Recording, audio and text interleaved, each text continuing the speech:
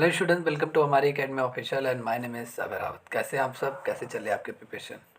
जितने भी student MP taxation assistant के जितने भी स्टूडेंट हैं, जिन लोगों का एग्ज़ाम 25 फरवरी को है, जितने भी स्टूडेंट जो बिहार स्टेट के स्टूडेंट हैं, Bihar state paper second 11th 12th के लिए जितने भी स्टूडेंट जिन लोगों ने एलिजिबिलिटी टेस्ट के लिए जो फॉर्म फिल कर रखा है, ठीक है, आप सबके एग्ज़ाम 1 मार्च से हैं एंड एमपी टैक्सेशन के एग्ज़ाम 25 फरवरी से है।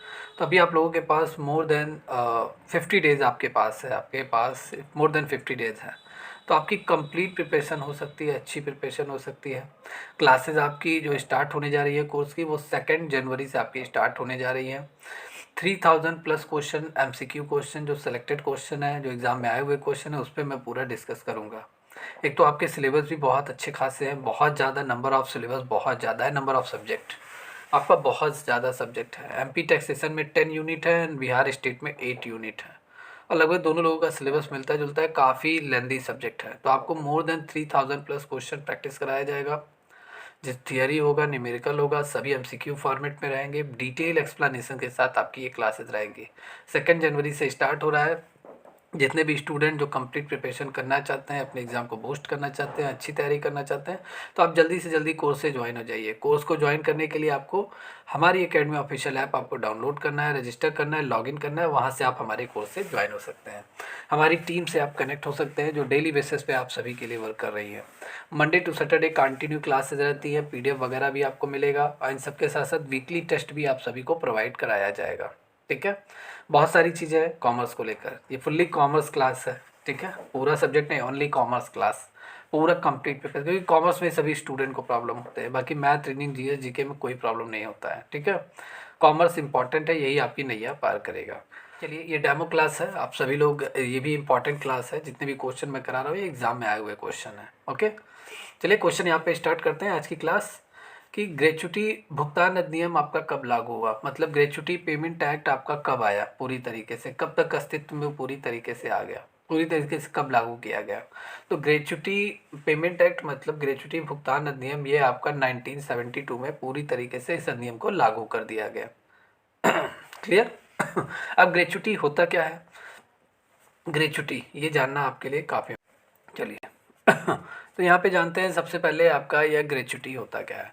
तो किसी भी कंपनी में अगर कोई एम्प्लॉय वर्क कर रहा है, ठीक है, किसी भी कंपनी में, तो उस कंपनी में उस एम्प्लॉय की जितनी भी सैलरी मिलती है, कुछ परसेंट वो सैलरी प्रोविडेंट फंड के रूप में जमा कट जाता है उसकी सैलरी में से, और कुछ परसेंट उसका उसकी सैलरी में से ग्रेच्युटी के रूप में डिडक्ट हो जाता है, कट जाता है। ठीक है, बाद में जब वो रिटायर होता है, या कंपनी अगर वो छोड़ रहा है किसी कारणवश, या वो पूरा सेवा करने के बाद जब रिटायर होता है, तो जितना भी पैसा उसका प्रोविडेंट फंड में जमा रहता है, जितना पैसा उसका ग्रेच्युटी में पूरी तरीके से जमा रहता है, उस एम्प्लॉय को मिलता है।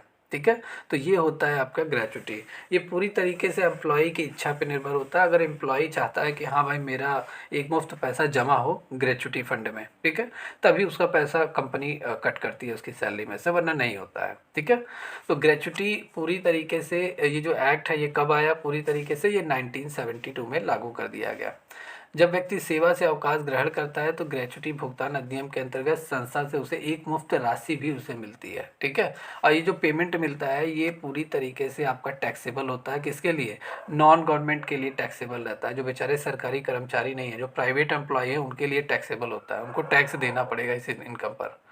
लेकिन यही देखिए, जो सरकारी कर्मचारी है उनको, उनके लिए कोई ऐसा नियम नहीं है, मतलब वो इस टैक्स के दायरे से बाहर रहेंगे, उनकी इस इनकम पे कोई भी टैक्स उन्हें नहीं देना पड़ेगा, कर मुक्त होता है। ठीक है, एग्जेम्प्ट होता है। ये गलत बात है। ठीक है, मतलब यह राशि गैर सरकारी कर्मचारियों के लिए कर योग्य है, यह राशि सरकारी कर्मचारियों के लिए पूर्णतः क्या है, कर मुक्त है, मतलब टैक्स फ्री होता है गवर्नमेंट एम्प्लॉय के लिए। ओके, चलिए यहाँ नेक्स्ट क्वेश्चन है, पैन कार्ड का जो आपका पैन कार्ड होता है, ठीक है, उसका 5वां अक्षर क्या आपका दर्शाता है। पैन कार्ड में जो डिजिट होते हैं उसमें जो 5वां अक्षर रहता है वो आपका क्या शो करता है, मतलब what does the 5th letter of the PAN card indicate. ठीक है, क्या इंडिकेट करता है, पेन होल्डर की स्टेटस को, या पेन होल्डर्स का अंतिम नाम या सरनेम जो होता है उसको पूरी रिप्रेजेंट करता है, या ए से जेड तक चलने वाली अक्षरात्मक श्रृंखला का एक अक्षर आपका होता है। तो सबसे पहले जानिए पैन कार्ड होता क्या है। पैन कार्ड का फुल फॉर्म होता है permanent account number. Permanent account number, स्थायी खाता संख्या, ये आपका इसका फुल फॉर्म होता है। ठीक है। इसमें टोटल पैन कार्ड में कितने डिजिट होते हैं? पैन कार्ड में टोटल आपके 10 अंक होते हैं, 10 डिजिट आपके होते हैं। ठीक है। किसके द्वारा जारी किया जाता है? तो ये इनकम टैक्स डिपार्टमेंट द्वारा जारी किया जाता है। पैन कार्ड किसके द्वारा? इनकम टैक्स डिपार्टमेंट द्वारा ये जारी किया जाता है। इनकम टैक्स डिपार्टमेंट मतलब पैन कार्ड का जो ऑफिस कहाँ पर है? ये मुंबई में है। ठीक है। इसका जो हेड ऑफिस है ये मुंबई में है। तो पैन जो होता है वो आयकर विभाग द्वारा जारी किया जाता है। इसमें टोटल 10 अंक होते हैं। ठीक है। और पैन कार्ड जो आपका होता है प्लास्टिक कार्ड के रूप में ये पूरी तरीके से इशू किया जाता है। अब पैन कार्ड का जो 5वां अक्षर वो आपका क्या शो करता है? ये आपका 5वां अक्षर जो शो करता है आपका पैन कार्ड के अंतिम नाम और उपनाम का पहला अक्षर। ठीक है। पैन कार्ड का मतलब first letter of the last name. ठीक है। लास्ट नेम का फर्स्ट लेटर आपका शो करता है पैन कार्ड का 5वां अक्षर। तो B is a right answer of this question. Okay. या नेक्स्ट क्वेश्चन है आपका, जीएसटी परिषद के सभी निर्णयों को लागू करने के लिए बहुमत होना चाहिए। मतलब आपका should there be a majority to implement all the decision GST council. ठीक है। जीएसटी काउंसिल के हेड कौन होते हैं? आपके देश के पूरे कौन है? वित्त मंत्री निर्मला सीतारमन, यही हेड होती हैं। ठीक है। जीएसटी काउंसिल की। और जीएसटी काउंसिल में कोई भी निर्णय लिया जाएगा, कोई भी डिसीजन लिया जाएगा जीएसटी को लेकर कि कितना परसेंट रेट रहेगा जीएसटी का, कितना परसेंट किस प्रोडक्ट पे कितना परसेंट कम करना है जीएसटी का रेट, किस प्रोडक्ट पे जीएसटी का रेट बढ़ा देना है। ठीक है। एसजीएसटी की रेट क्या रहेगी, सीजीएसटी का, आईजीएसटी का, ठीक है, यूटी जीएसटी का क्या रहेगा, ये डिसीजन कौन लेता है? जीएसटी काउंसिल लेता है। और इसकी हेड कौन है? इसकी हेड इस समय निर्मला सीतारमन है, देश की वित्त मंत्री होती हैं। तो इस पे जो निर्णय लिया जाता है वो उसका जो बहुमत होना चाहिए, मेजोरिटी रहना चाहिए, वो 3/4 की मेजोरिटी से ही पास होगा। 3/4 की मेजोरिटी रहेगी तभी कोई भी डिसीजन मतलब पूरी तरीके से लागू होगा जीएसटी काउंसिल द्वारा जो लिया जाएगा। ओके। तो यहाँ पे आपका D is the right answer of this question. Okay. चलिए कुछ न्यूमेरिकल क्वेश्चन हम लोग यहाँ पे कवर करते हैं। न्यूमेरिकल क्वेश्चन है कि आपका what will be the higher purchase price. Higher purchase price आपका क्या होगा if at the time of delivery. Time of delivery पे पेमेंट कितने का है? 4000 कैश है एंड वैल्यू कितने का है? 10,000 है। टोटल इंटरेस्ट कितने का बन रहा है? 2000 का बन रहा है। तो किराया क्रय मूल्य क्या होगा जब माल को पूरी तरीके से डिलीवर किया जाता है? ठीक है। और भुगतान कितने का? 4000 का है। नगद भुगतान कितने का है? 10,000 का है। ठीक है। एंड टोटल ब्याज कितने का है? 2000 का है। ठीक है। तो ये आपका पूरा टोटल डेटा दिया गया है, आपसे किराया क्रय मूल्य पूछा जा रहा है। ओके। या तो यहाँ पे सबसे पहले आप समझिए कि हायर परचेज प्राइस आपका क्या होता है। ठीक है। किराया क्रय मूल्य क्या होता है? जैसे आपने क्या किया, आप गए मार्केट में मोबाइल लेने के लिए, मोबाइल आपने लिया 10-20 हज़ार का मोबाइल आपको पसंद आया 5G का। अब आपने डाउन पेमेंट मान लेते हैं 4,000 आपने दे दिया। ठीक है। 16,000 आपका बचा। 16,000, 4,000 लेस होने के बाद 16,000 को आपने किस्त में पूरी तरीके से आपने क्या करा लिया? इसका फाइनेंस करा लिया। 16,000 आप किस्तों में पेमेंट करेंगे। तो कंपनी भी क्या करेगी? आपको किस्तों में आपसे पेमेंट लेगी, लेकिन कुछ परसेंट एक्स्ट्रा अमाउंट भी आपसे लेगी।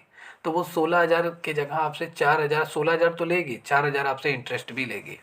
तो अब सेकेंड टाइम में जब आप पूरा पे करेंगे 16,000 के साथ 4,000 उसका इंटरेस्ट भी पे करेंगे। हर इंस्टॉलमेंट में ये ऐड होकर आएगा, एक फिक्स इंस्टॉलमेंट आपका बन जाएगा। तो टोटल आप इधर कितना पेमेंट कर रहे हैं? 20,000 पेमेंट कर रहे हैं। ठीक है। और पहले आपने कितना दिया था? 4,000 दिया था मोबाइल लेते समय। और अब आप 16,000 के साथ 4,000 इंटरेस्ट भी दे रहे हैं, तो मतलब 24,000 रुपये आप मतलब सॉरी 20,000 रुपये आप पूरा पे कर रहे हैं कंपनी को। टोटल कितना आप उस मोबाइल के लिए कंपनी को पे कर रहे हैं? 20,000 इधर है, 4,000 पहले आप दे रखे हैं, मतलब 24,000 रुपये आप दे रहे हैं। ठीक है। और यहाँ पे 20,000 का सामान था जिसे आपको कितने में कंपनी ने दिया? 24,000 में दिया। ठीक है। तो हायर परचेज प्राइस आपका क्या होगा? आपका ये पूरा होगा 24,000 हायर परचेज प्राइस, जब तक आप लास्ट पे मतलब किस्त भुगतान नहीं कर देते कंपनी का। ठीक है। तब तक वो मोबाइल आपका नहीं हो सकता, तब तक वो पूरी तरीके से किराए पे ही माना जाएगा। तो आपका यहाँ पे हायर परचेज प्राइस कितना होगा? 24,000 होगा। तो इसी पे ही ये क्वेश्चन आपके पूरे लगेंगे। ठीक है। चलिए इस क्वेश्चन को यहाँ पे सॉल्व करते हैं। देखिए यहाँ पे आपका फार्मूला क्या बनेगा? Hire purchase price is equal to cash price plus total interest. मतलब hire purchase price is equal to total जितना कैश प्राइस आपका बनेगा और प्लस टोटल इंटरेस्ट, उन दोनों को ऐड कर देंगे, आपका हायर परचेज प्राइस निकल जाएगा। तो 10,000 आपका कैश प्राइस आपका था, 2,000 आपका इंटरेस्ट बना। ठीक है। टोटल आपका 12,000 ये हायर परचेज प्राइस होगा। ये छोटा सा फॉर्मूला है, इसी पे ही आपका ये क्वेश्चन लगेगा। ठीक है। यहाँ पे देखिए इंटरेस्ट भी आपका दे रखा है, कैश प्राइस भी दे रखा है। Hire purchase is equal to cash price plus interest, इसी फार्मूले पे ये क्वेश्चन आपका लगेगा। तो यहाँ पे आपका राइट आंसर क्या होगा? C is the right answer of this question, 12,000। Okay या चलिए, विभाग के क्षेत्र के आधार पे किन किन खर्चों का आवंटन किया जाता है? What expenses are allocated based on the area of the department. मतलब विभाग, विभाग पहले आप समझिए, जैसे डिपार्टमेंट क्या होता है? डिपार्टमेंट के जितने भी ब्रांच होते हैं, मतलब विभाग की जितनी शाखाएं होती हैं, वो एक ही शहर में एक ही छत के नीचे होती हैं, कहीं अलग जगह नहीं होती हैं। जैसे आपने एक पढ़ा हुआ होगा ब्रांच, आपने एक पढ़ा है, एक आपने पढ़ा क्या? डिपार्टमेंट। अब डिपार्टमेंट में बहुत सारे डिपार्टमेंट आपके आएंगे। डिपार्टमेंट जैसे एक सैमसंग है, सैमसंग अगर मोबाइल बना रहा है तो सैमसंग फ्रिज भी बनाता है, सैमसंग कूलर भी बनाता है, सैमसंग एसी भी बनाता है। तो सभी के डिपार्टमेंट सैमसंग ने क्या कर दिया? अलग अलग कर दिया, जिससे सभी की मैन्युफैक्चरिंग अच्छे से हो सके, सभी का सेलिंग वगैरह अच्छे से हो सके, इसीलिए सभी का डिपार्टमेंट अलग अलग बना दिया गया। और ये डिपार्टमेंट होते हैं एक ही शहर में एक ही छत के नीचे होते हैं। ठीक है। तो सभी डिपार्टमेंट के क्षेत्र के आधार पे किन किन खर्चों को पूरी तरीके से बांटा जाएगा। ठीक है। तो ये सभी तरीके से, जैसे अगर मोबाइल का एरिया काफ़ी बड़ा है, ठीक है, सैमसंग का मोबाइल, और कूलर उतना सैमसंग कम पैमाने पे बनाती है तो इसका एरिया कम होगा। तो जितना बड़ा एरिया रहेगा उतना उसको रेंट पे करना पड़ेगा। ठीक है। टैक्सेस भी उसके बढ़ जाएंगे, रेट्स भी उसके बढ़ जाएंगे। तो ऑल ऑफ दीज, इन सभी के आधार पे टैक्स का मतलब पूरी तरीके से जितने भी खर्चे आएंगे वो सभी बट जाएंगे आपस में। ठीक है। तो यहाँ रेंट, टैक्सेस और रेट्स के आधार पे जितने भी खर्चे होंगे कंपनी के, जितने भी खर्चे होंगे विभाग के, वो पूरी तरीके से बट जाएंगे। तो यहाँ पे D is the right answer of this question. समझ में आया आपको? या जैसे मान लेते हैं कि 10,000 का अगर बिजली का बिल आ रहा है, 10,000 का, तो जाहिर सी बात है मोबाइल में जितने यूनिट बिजली वो खींच रहा है, जो जितना बिजली यूज़ करेगा वो उतना देगा। ठीक है। सिंपल सी बात है। ठीक है। अगर ये ज़्यादा यही बिजली ले रहा है तो ये ज़्यादा पेमेंट करेगा इलेक्ट्रिसिटी का 10,000 के खर्चों में। ये उससे कम कर रहा है, ये उससे देगा, ऐसे ही आपका होगा। ओके। तो ये डिपार्टमेंट का क्वेश्चन था। ओके या चलिए, नेक्स्ट क्वेश्चन है आपका। कंपनी ए जो है वो परचेज करती है 1,00,000 रुपीज़, मतलब उसने परचेज किया एक मशीन जिसका कॉस्टिंग कितना है? 1,00,000 रुपीज़ है। Salvage value, estimate salvage value कितना है? 20,000 है। ठीक है। यूज़फुल लाइफ उस मशीन का कितना है? 5 साल है। स्ट्रेट लाइन डेप्रिसिएशन मेथड से मशीन पे हमें डेप्रिसिएशन चार्ज करना है। तो डेप्रिसिएशन से रिलेटेड आपका क्वेश्चन है। सबसे पहले आप समझिए ये साल्वेज वैल्यू क्या होता है। साल्वेज वैल्यू मतलब अवशेष वैल्यू, बचाव मूल्य। जैसे आज आपने कोई फ़ोन खरीदा, आज आपने कोई फ़ोन मान लेते 15,000 में आपने खरीद लिया। अब इसकी जो यूज़फुल लाइफ है वो 10 साल तक है। 10 साल के बाद ये जो मोबाइल है ये आपका ज़्यादा से ज़्यादा 2,000-3,000 में ही आपका बिकेगा, उससे ज़्यादा नहीं बिकेगा। तो ये परचेजिंग प्राइस आपका हो गया, ये यूज़फुल लाइफ हो गया, और ये 2,000 में बिकेगा आज से 10 साल बाद। तो यही होता है साल्वेज वैल्यू, कम से कम कितने मूल्य में वो बिक जाएगा आपका। तो साल्वेज वैल्यू यही होता है। ठीक है। तो स्ट्रेट लाइन मेथड से आपको क्या निकालना है? डेप्रिसिएशन चार्ज करनी है इस मशीन पे जो आपकी 1,00,000 की मशीन है। ठीक है।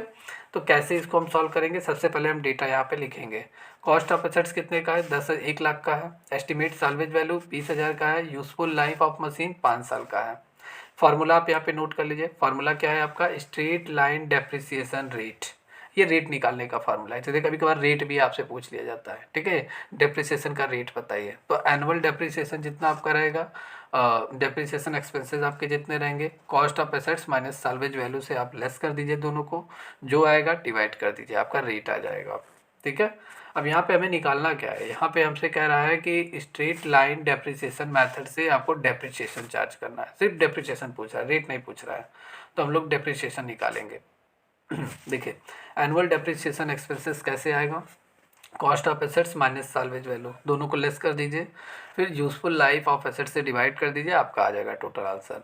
तो 1,00,000 में कॉस्टिंग था हमारा, मशीन हमने खरीदा, 20,000 उसकी क्या थी? साल्वेज वैल्यू थी, लेस कर दिया, 80,000 आया, और यूजफुल लाइफ 5 साल है, डिवाइड कर दिया, 16,000 रुपये डेप्रिसिएशन आएगा स्ट्रेट लाइन मैथड से आपका उस मशीन का। तो 16,000 यहाँ पे राइट आंसर होगा। ओके।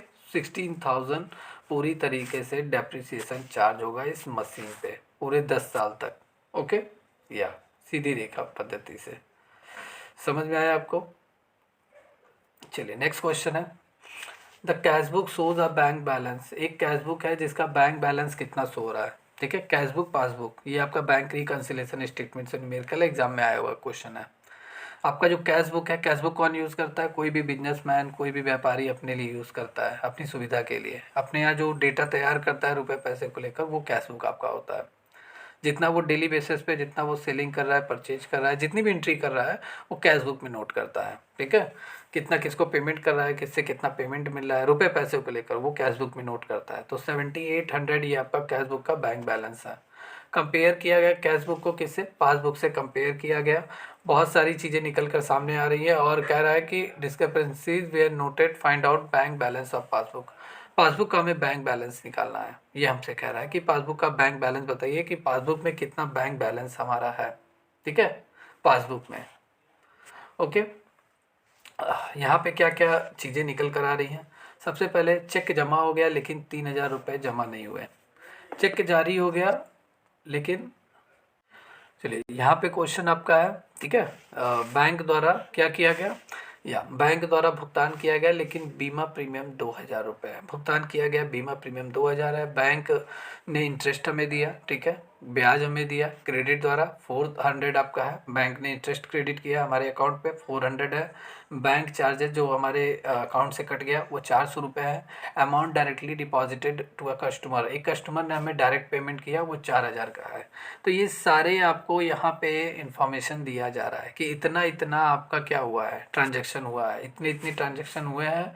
और ये सभी ट्रांजैक्शन के बेस पे हमारा कैश बुक का बैलेंस कितना है? 7800 है। तो हमारा जब इतना ट्रांजैक्शन हो गया तो हमारे पासबुक का बैलेंस कितना रहा होगा। ठीक है, ये हमसे पूछा जा रहा है, पासबुक का बैलेंस पूछा जा रहा है। ठीक है, पासबुक का बैलेंस। या तो चलिए यहाँ पे क्वेश्चन इसको सॉल्व करते हैं। इंपॉर्टेंट क्वेश्चन है, ऐसे ही क्वेश्चन आपके एग्जाम में आएंगे। ओके, तो देखिए सबसे पहले balance as per cash book, हमारे कैश बुक का बैलेंस कितना दे रखा है? 7800 दे रखा है, तो इसको हमने लिख लिया। प्लस साइन पॉजिटिव को रिप्रेजेंट करता है, माइनस साइन नेगेटिव को शो करता है। ठीक है, पॉजिटिव का मतलब आपके कैश बुक में बैलेंस है, निगेटिव आपके कैश बुक में बैलेंस नहीं है, निगेटिव में चल रहा है।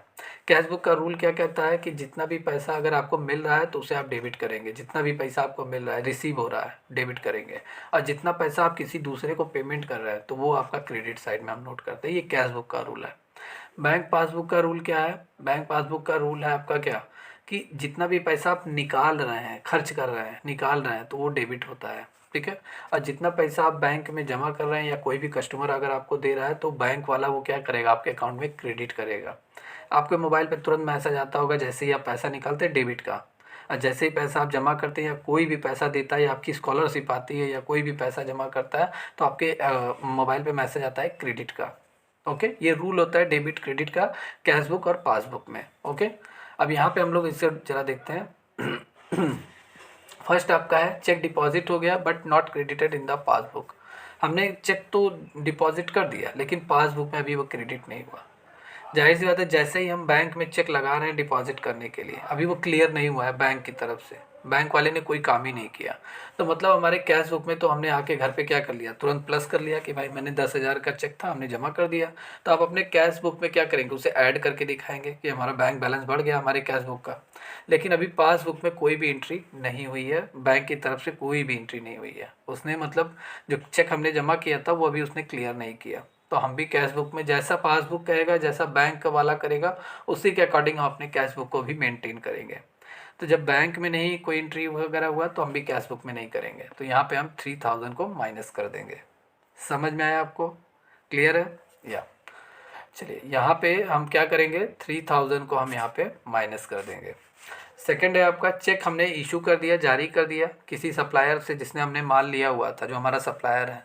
हमने उसको 1 लाख का माल हमने मतलब 1500 रुपये, यहाँ पे 1500 डेटा 1500 समझिए, 1500 का हमने उससे सामान लिया था, हमने चेक के थ्रू से पेमेंट कर दिया। लेकिन अभी वो चेक लेने के लिए प्रेजेंट ही नहीं हुआ बैंक के सामने। तो हमने जब पेमेंट कर दिया तो हम कैश बुक में क्या करेंगे, माइनस करके दिखाएंगे। भाई हमारी लाइबिलिटी घट रही है तो हम माइनस करके दिखाएंगे जो हमने पेमेंट कर दिया। लेकिन वो बैंक में गया ही नहीं, बैंक वाले ने कोई ट्रांजेक्शन किया ही नहीं। तो हम भी कोई ट्रांजेक्शन नहीं करेंगे। हम भी जो 1500 हम लेस कर दिए थे, अब हम अपना 1500 बढ़ा लेंगे अपने कैश बुक में। ठीक है, जब बैंक नहीं करेगा वैसे कैश बुक में भी हम वैसा ही करेंगे, जैसा पासबुक हो रहा है वैसे कैश बुक को भी हम मेंटेन करेंगे। समझ में आया? थोड़ा टिपिकल क्वेश्चन है, समझना पड़ेगा आपको, क्योंकि अच्छे क्वेश्चन है, ऐसे ही क्वेश्चन आपके एग्जाम में आते हैं। तो यहाँ 1500 जो हमने चेक इशू किया था, अभी वो बैंक की तरफ से कुछ हुआ ही नहीं, वो व्यक्ति की सप्लायर गया ही नहीं पेमेंट लेने के लिए, तो जाहिर सी बात है हमारे बैंक पासबुक में माइनस नहीं हुआ है, तो हम कैश बुक में क्यों प्लस करके रखे रहे हैं, हम भी क्या क्यों माइनस करके रहे कैश बुक में, हमने भी प्लस कर लिया, तो यहाँ पे ये ऐड हो जाएगा। Insurance premium paid by bank, आपने कोई पॉलिसी लिया हुआ है एलआईसी की तरफ से, और उसको अपने पॉलिसी को अपने अकाउंट से आपने मतलब ऐड करवा दिया है, हर महीने आपके अकाउंट से वो पॉलिसी का जो प्रीमियम है वो कट जा रहा है, ठीक है। तो बैंक क्या करेगा, पॉलिसी का जो प्रीमियम है आपका बैंक वाला क्या करेगा, कट करके जमा कर देगा। जाहिर सी बात है, प्रीमियम जो कट गया आपके अकाउंट से, इंश्योरेंस का जो प्रीमियम था आपके अकाउंट से कट गया, आपके पासबुक में कुछ कम होकर दिखाएगा, बैलेंस जो रहेगा वो घटकर दिखाएगा, लेकिन अभी आपको मालूम नहीं चला है। जब आप बैंक जाएंगे तब आपको मालूम चलेगा कि प्रीमियम हमारे अकाउंट से कटा हुआ है इंश्योरेंस का, अभी आपके कैश बुक में बढ़ा हुआ अमाउंट शो कर रहा होगा, ठीक है। तो हम भी क्या करेंगे भाई, जब हमारे पासबुक में घट गया तो हम भी घटा लेंगे, ठीक है। तो 2000 हम यहाँ पे माइनस कर देंगे, ओके। बैंक ने हमें इंटरेस्ट दिया भाई, साल भर के अंत में बैंक हमारा पैसा यूज़ करता है तो हमें इंटरेस्ट वो देगा, तो हमारे अकाउंट में क्या होगा, क्रेडिट होगा, हमारे पासबुक का बैलेंस बढ़ जाएगा। लेकिन अभी हमें नहीं मालूम चला है, जब हमारे मोबाइल पे मैसेज आएगा या हम बैंक जाएंगे तब मालूम चलेगा। तो अभी तो हमारे कैश बुक में कम ही दिखा रहा होगा, तो हम भी इंटरेस्ट को क्या कर लेंगे, ऐड कर लेंगे। तो 400 इंटरेस्ट यहाँ पे हम ऐड कर लेंगे, ठीक है। बैंक ने डेबिट कर लिया चार्जेस, बैंक एटीएम की सुविधा आपको देती है, चेक बुक की सुविधा देती है, तो वो अपना चार्जेस वगैरह काटती रहती है, एसएमएस की सुविधा देती है। जितना पैसा आप निकालेंगे एटीएम से, बहुत बार अलग अलग एटीएम से आप पैसा निकालते हैं तो चार्जेस वगैरह बैंक काट लेता है। तो बैंक ने ट्रांजैक्शन जितना भी था चार्ज वो हमारे अकाउंट से कट कर लिया, तो पासबुक में कम होकर बैलेंस शो हो रहा होगा, लेकिन कैश बुक में हमारी बढ़ी हुई अमाउंट शो कर रही होगी। तो हम भी कैश बुक में जितना चार्जेस है जो हमारे पासबुक में कम हो गया है, वैसे हम कैश बुक में भी उसको लेस कर देंगे। तो 100 रुपये कटा था बैंक चार्जेस, हम भी 100 रुपये यहाँ पे आपका लेस कर देंगे, ठीक है। अब कोई कस्टमर था जो हमें पेमेंट किया मतलब बैंक में हमारे पैसा डाल दिया हमारे अकाउंट में, तो पासबुक में वो बैलेंस बढ़ा हुआ दिखाई दे रहा होगा, लेकिन अभी हमें मालूम नहीं चला है। तो अगर हमें मालूम चलता है तो हम क्या करेंगे, पासबुक और कैश बुक को मेंटेन करने के लिए कैश बुक में भी हम अपना पैसा ऐड कर देंगे, ठीक है। तो यहाँ पे amount directly deposited by customer 4000 हम ऐड कर देंगे, ठीक है। ये आपका टोटल जितना भी ट्रांजेक्शन हुआ था उसको हम लोगों ने बैलेंस कर लिया, ठीक है। किसको प्लस करना है, किसको माइनस। अब यहाँ पे हम कंपेयर करेंगे तो ये आपका हो रहा है 3000, 2000, 5000, 5100, मतलब 5100 आपका आ रहा है, और ये आपका आ रहा है 7800, 1500, 9300, 9300 4, 9700, 9700 और 4, तो ये आपका टोटल आ रहा है 4000, मतलब 13700 आपका हो रहा है। और ये कितना था, 13700, ये आपका आ रहा है पॉजिटिव का बैलेंस आ रहा है, और इधर का कितना बैलेंस आ रहा है 5100। तो इन दोनों को अगर हम लेस करेंगे तो आपका 8600 आपका आएगा, 8600 कितना आएगा, 8600 इधर कम आ रहा है, ठीक है। तो ये आपका बैलेंस होगा कैसा, पासबुक का यही बैलेंस होगा। लास्ट में जो बैलेंस बचता है, जो डेबिट सेट क्रेडिट सेट्स आपका जो आता है, डेबिट बैलेंस क्रेडिट बैलेंस, वही आपका पासबुक का बैलेंस होगा। तो इधर कितना आ रहा है, ये आपका क्रेडिट बैलेंस है, आपका सॉरी डेबिट बैलेंस है, तो ये आपका आ रहा है 8600। ये आपका क्या होगा, ये आपके पासबुक का बैलेंस है, कितना, 8600, ओके। समझ में आया आपका 8600 कैसे आया। तो ऐसे ही क्वेश्चन आपके एग्जाम में आएंगे और आपको लगाना पड़ेगा। तो बैंक रिकन्सिलेशन स्टेटमेंट से क्वेश्चन आपका न्यूमेरिकल का जरूर आता है, हर एग्जाम में पूछा जाता है। तो इम्पॉर्टेंट है आज की ये क्लास। कैसा लगा आपको आज की क्लास, कमेंट करके ज़रूर बताइए। एंड अगर आपको ये क्वेश्चन जितना भी मैंने बताया है क्लियरली अगर आपको समझ में आया तो कमेंट करके ज़रूर बताइए, और एक लाइक एंड सब्सक्राइब करना ना भूलें। जितने भी स्टूडेंट एमपी टैक्सेशन असिस्टेंट की एग्ज़ाम की तैयारी कर रहे हैं या बिहार स्टेट की तैयारी कर रहे हैं, आप जल्दी से जल्दी कोर्स से ज्वाइन हो जाइए। कोर्स की जो क्लासेज है वो 2 जनवरी से स्टार्ट होने जा रही हैं। पूरा 3000 plus question, MCQ question, detail explanation के साथ विद थियरी एंड न्यूमेरिकल के साथ आपको कवर कराया जाएगा। तो जितने भी स्टूडेंट तैयारी करना चाहते हैं, अपने एग्ज़ाम को बूस्ट करना चाहते हैं, तो जल्दी से जल्दी आप कोर्स से ज्वाइन हो जाइए। कोर्स ज्वाइन करने के लिए आपको हमारी एकेडमी ऑफिशियल ऐप आपको डाउनलोड करना है, रजिस्टर लॉगिन करके आप इस बैच से जुड़ सकते हैं, या फुल्ली कॉमर्स बैच है, ओके। तो मिलते हैं नेक्स्ट क्लास पे, तब तक के लिए take care and good bye.